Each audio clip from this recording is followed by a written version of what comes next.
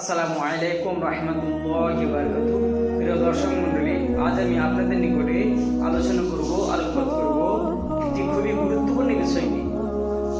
আমরা এমন একটি ভুল করি যে ভুলের কারণে, যে ভুলের জন্য আমাদের মুখের মধ্যে শয়তান প্রবেশ করে যায়। আমাদের মুখের মধ্যে শয়তান কেন প্রবেশ করে, কিসের জন্য, কি কারণে, আসলে আমরা জেনে নিই।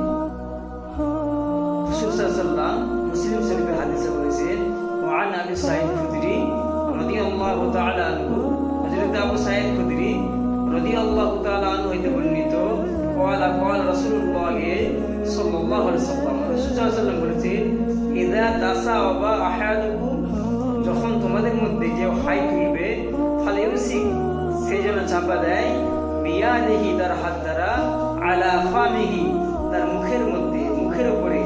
কেননা ফাইন্না শায়তান ইয়াদখুলু, নিশ্চয় শয়তান মুখের মধ্যে প্রবেশ করে যাবে, তাই তোমরা মুখের মধ্যে হাত চাপা দেবে। শয়তান তাহলে আর মুখের মধ্যে আর প্রবেশ করবে না। মুসলিম শরীফের হাদিস।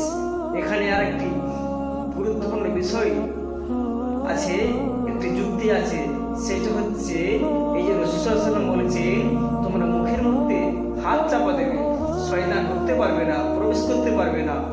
এখন বর্তমান সময়ে সায়েন্স, বিজ্ঞান, তারা রিসার্চ করছে, তারা রাসূল সাল্লাল্লাহু আলাইহি ওয়াসাল্লামের এই মহা বাণীটিকে সামনে রেখে, ইসলামকে সামনে রেখে রিসার্চ করে তারা বার করেছে, তারা যুক্তি বার করেছে, তারা থিওরি বার করেছে যে যখন তোমাদের কেউ হাই উঠবে তোমাদের কারোর, তোমরা মুখের মধ্যে হাত চাপা দেবে। কেন হাত চাপা দেবে?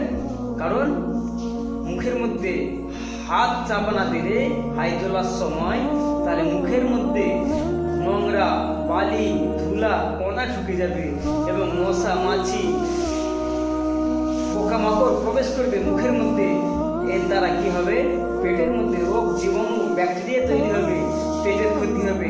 এটা বিজ্ঞান, সায়েন্স ইসলামকে সামনে রেখে রিসার্চ করে যে সুবহানাল্লাহি ওয়া বিহামদিহি সুবহানাল্লাহিল আযীম।